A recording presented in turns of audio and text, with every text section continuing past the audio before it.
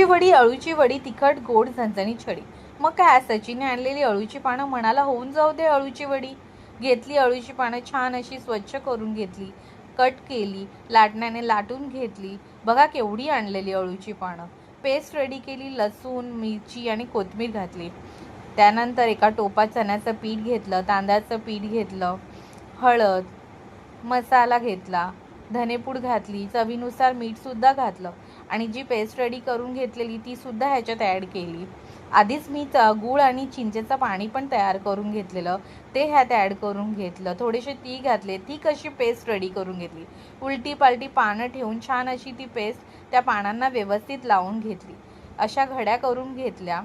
त्यानंतर ह्या घड्या 10 ते 15 मिनटं ह्या घड्या छान अशा स्टीम करून घेतल्या. तुम्ही पाहू शकता टेक्स्चर किती छान आलं आहे. नंतर काय तेलात फ्राय करून घेतल्या, क्रिस्पी अशा फ्राय झालेल्या. सचिन म्हणाला वाह क्या बात है.